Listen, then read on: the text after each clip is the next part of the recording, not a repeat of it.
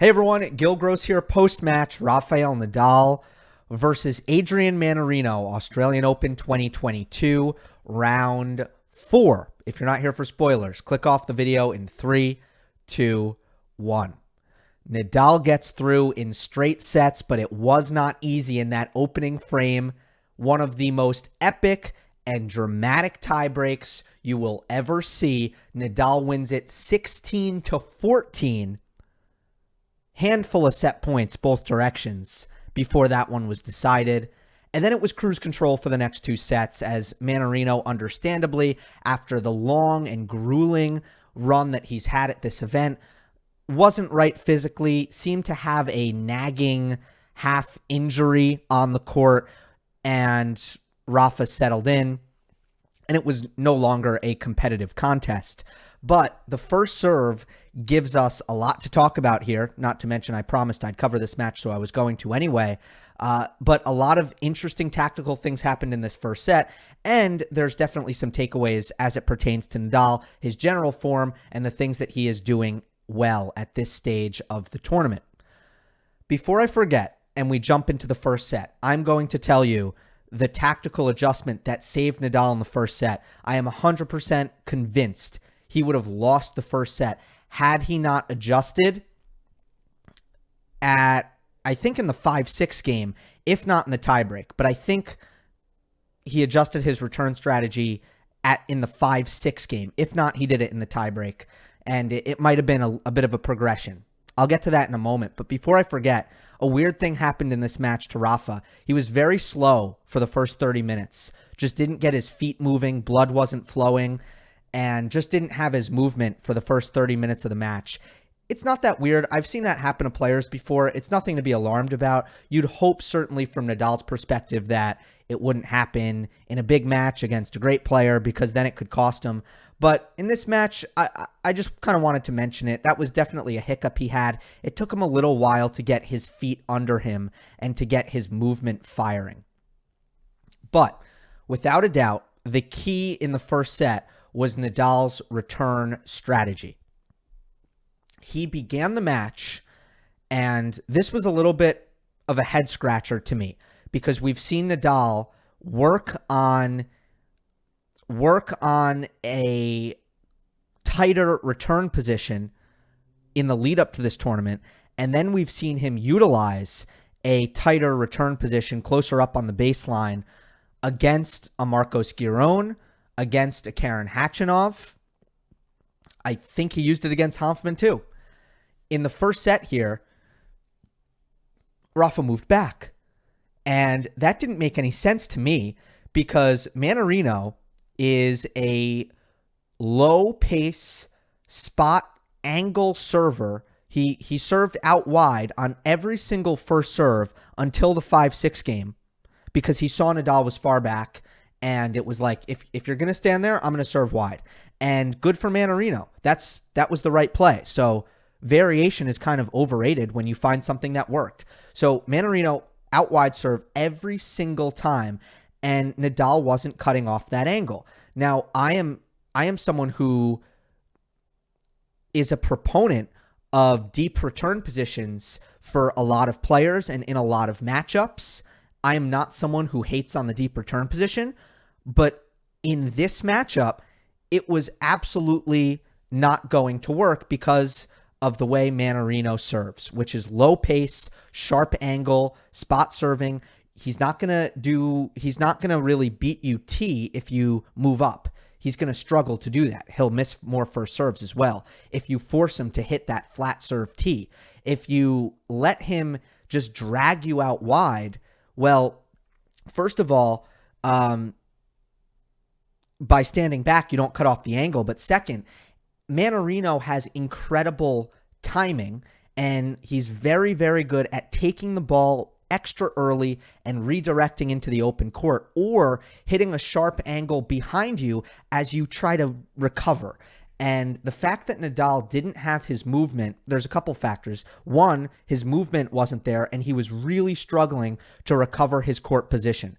Two, he was getting pulled out wide very easily because he wasn't cutting off the angle. 3, Mannarino was tremendous at attacking that third ball. There's a fourth factor here, which is that the further back you return from, unless you're Daniil Medvedev, who breaks this rule, the further back you return from, the more air you need to put under the ball. And Mannarino was very, very good at taking that ball on the rise with a high contact point.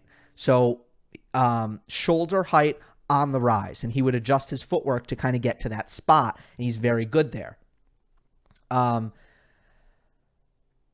It was totally not a good return strategy. And then on second serve return, where Mannarino did mix it up a little bit more, Rafa was too passive, and the same things were happening. Nadal served well in the first set, throughout the first set, so he held serve, but he wasn't close to breaking serve because his return strategy was so backwards. Well, in the tiebreak, he moved up and he stopped respecting Mannarino's second serve, which is good. It doesn't deserve respect. If you're Rafa Nadal, take a rip. Let's go. And he finally got that mentality. He hit some key return winners and forced errors off the return in the tiebreak when he just moved up in the court and took big swings at the second serve. And when he moved up, Mannarino started serving T. And guess what happened in the tiebreak? Because Mannarino saw Nadal had was returning from was in on the return, and he said, okay, well, now my wide serve isn't going to work as well. Let me go T. He started missing. He started missing that serve. You make him hit a different serve. You make him hit a flat serve that he's not as good at hitting, and then you get your looks at second serves, and then Nadal was attacking the second serve. So he got that right. Frankly, I'm surprised it took so long, but he made that adjustment, and it saved him because the way his movement was and how well Mannarino was playing with just absolutely brilliant ball striking, super precise, moving the ball, putting Nadal on the run, it seemed, on almost every shot, just not letting Nadal get any forehands from the middle of the court, no forehands from the backhand side, incredibly precise and admirable hitting from Mannarino. The way that first set was going, if Nadal didn't change that return strategy, he was going to lose. Another thing he did in the tiebreak was he introduced the backhand slice. And that was key for him down the stretch. Again, every point mattered here, and I don't think Nadal lost any points going to that tactic, and I think he won a couple. Mannarino wants pace. That ball takes it out, and Mannarino wants a high contact point, and that slow and low slice is going to give Adrian fits. And then you look at the opponents he just beat, just has me thinking. Hurkacz doesn't slice. Karatsev doesn't slice. Now, Mannarino, it's not a cheat code. You don't just automatically win if you slice, but certainly Nadal forced some key errors in the tiebreak with that backhand slice.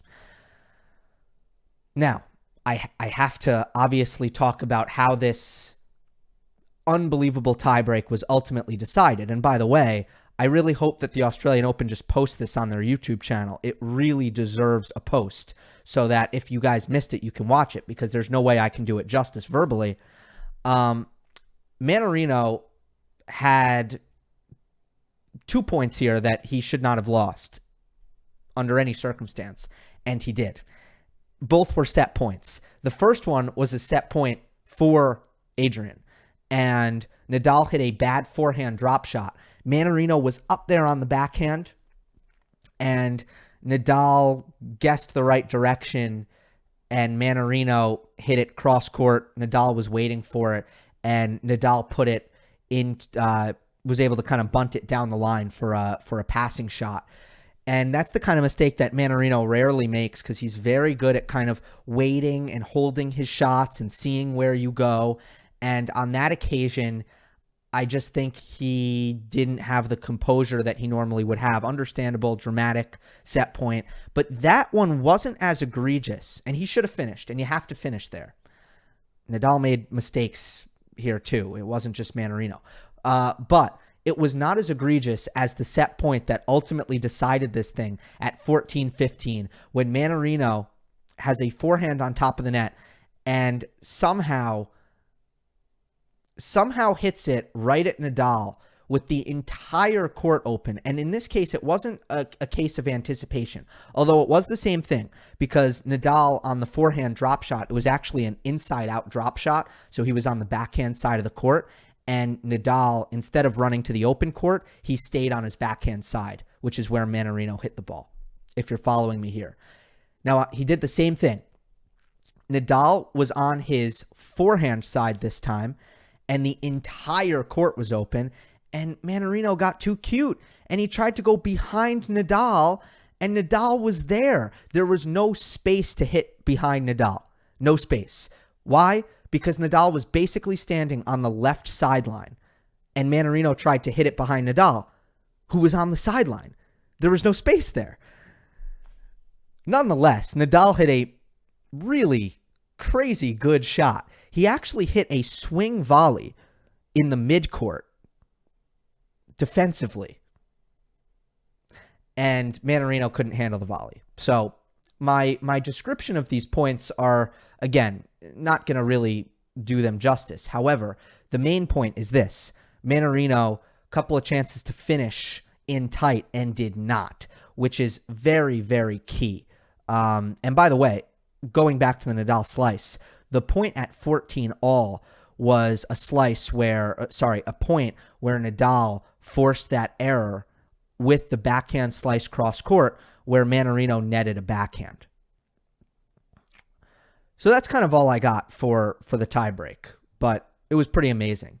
Some other tactical points I have in this match are Nadal's defense. Not only did his movement get better, but I thought his court position got better throughout the match, which was very important defensively. Now, normally that would be the other way around. It's easier to defend if you're standing back. That gives you more chance to chase down balls and improves your court coverage. However, in this case, Mannarino was doing a very good job at attacking the high loopy defense. I kind of explained it before. Very good, taking the ball on the rise, shoulder height, and attacking from that contact point. But when Nadal was able to be a little bit closer in, it enabled him to defend a little bit lower. You don't have to defend as high up if you are closer to the baseline. So he defends lower. He doesn't give Mannarino those loopy balls that he was destroying. He was able to use that slice defense, which was also more effective, and it was a lot better. I want to end on this. Nadal is serving really, really great. Let me pull up his average second serve speed, 103 miles per hour. That, my friends, is major. That is big. And Mark Pecci told me last year, because he was calling the match, and so he has access to the data. I don't have access to the data. Last year, it was an average of 96 miles per hour on the second serve. So you're looking at a jump of about 5 miles per hour there roughly. So very, very good. That's big. That is significant. The first serve was also firing in this match. Nadal hit 16 aces. Mannarino wasn't covering the box very well in the second and the third set. Nadal also won 88% of his first serve points. So I think Rafa's getting a ton out of the first serve. And what's great about that, if you're a Nadal fan, is not about short term. It's not about the Australian Open. I know that I'm not saying this isn't important, and yes, it's important, but we're talking about the entire season, next season, maybe the season after. That's the direction Nadal's serve needs to go in. So to see that happening at this event is really, really huge. Next up for Nadal, a date with Denis Shapovalov. And I'm about to make a video about Alexander Zverev and that match that he lost to Shapovalov. I can't wait. I have a lot to say. So if you are watching this one and haven't checked out that one, please do.